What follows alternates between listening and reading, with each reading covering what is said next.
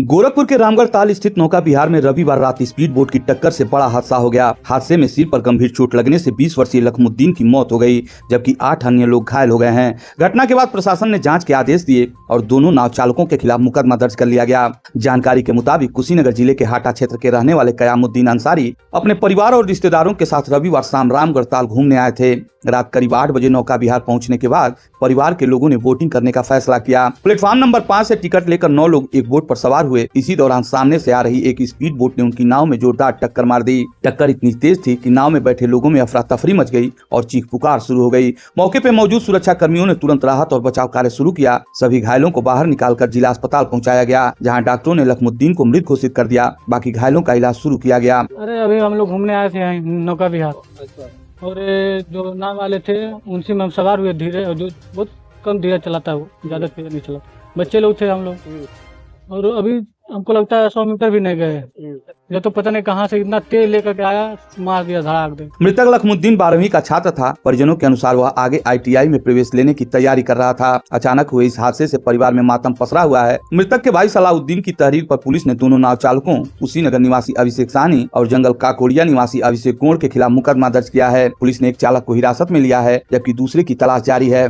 SP city निमिष पाटिल ने बताया कि हादसे में कोई नाव नहीं पलटी। स्पीड बोट की टक्कर के दौरान लखमुद्दीन के सिर पर गंभीर चोट लगी, जिसकी वजह से उसकी मौत हुई। दोनों चालकों के खिलाफ FIR दर्ज कर आगे की कानूनी कार्रवाई की जा रही है। आज दिनांक 26 जुलाई को रात करीब 8:40 पे थाना रामगढ़ ताल पे एक सूचना प्राप्त हुई, जिसमें रामगढ़ ताल में 2 बोट की टक्कर होने की सूचना थी, जिसमें कुल 3 लोग घायल थे। सूचना मिलते ही तुरंत ही घायल लोगों को उपचार हेतु सदर अस्पताल में भेजा गया। इलाज के दौरान एक व्यक्ति जिसका नाम लखीमुद्दीन है, जो कि कुशीनगर का रहने वाला है, इसकी मृत्यु हो गई। शेष जो 2 घायल है वो खतरे से बाहर है और उनका इलाज चल रहा है।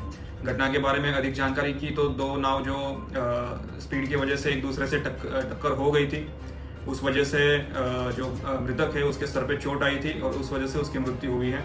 जानकारी करने पे पता चला कि इसमें कोई नाव पलटी नहीं थी या फिर कोई नाव से नीचे नहीं गिरा था। टक्कर होने की वजह से और चोट आने की वजह से इसमें एक व्यक्ति की मृत्यु हुई है। इस घटना का संज्ञान लेते हुए तुरंत ही सुसंगत धाराओं में FIR रामगढ़ ताल थाने पे पंजीकृत किया जा रहा है, जिसमें दोनों नाव के जो चालक हैं इनके खिलाफ मुकदमा पंजीकृत हो रहा है। और इसमें जो एक नाव का चालक है उसको हिरासत में लेके जो दूसरे नाव का चालक है उसको पकड़ने के लिए टीमों का गठन किया गया है। वहीं जिलाधिकारी दीपक मीणा ने पूरे मामले की जांच के लिए 3 सदस्यीय समिति का गठन किया। इस समिति में GDA, पुलिस और प्रशासन के अधिकारी शामिल हैं, जिन्हें 3 दिन के भीतर अपनी रिपोर्ट सौंपने के निर्देश दिए गए हैं। नहीं, देखिए, रामगढ़ ताल में एक 2 बोट्स पे आपस में जो प्रथम दृष्टया पता चला है कि भिड़ंत की वजह से एक में एक फैमिली थी, अराउंड 9 लोग थे और दूसरे बोट में 6 लोग थे और एक जो स्पीड बोट थी वो दूसरी बोट से टकराई, जिसकी वजह से एक व्यक्ति लखीमुद्दीन जो 22 साल के हैं उनकी मृत्यु हो गई और 2 लोग अभी यहाँ पे इंजर्ड हैं, पर वो खतरे से बाहर हैं, उनका ट्रीटमेंट चल रहा है। बाकी सभी लोग ऑलरेडी घर जा चुके हैं, वो खतरे से बाहर हैं। कंसर्न्ड प्राइमा फेसाई जिन भी लोगों के द्वारा ये चालक थे या जो भी थे उनके खिलाफ FIR दर्ज की जा रही है और इसमें एक जांच कमेटी तत्काल बना दी जा रही है कि विदिन 3 डेज इसमें जो भी रिपोर्ट्स हैं और कहीं पे भी जहाँ पे भी नेग्लिजेंस या कुछ दिखेगा तो उसी हिसाब से कार्रवाई की जाए। लगातार इस तरह की घटनाएं लापरवाही सामने आती रही। नहीं, देखिए, ये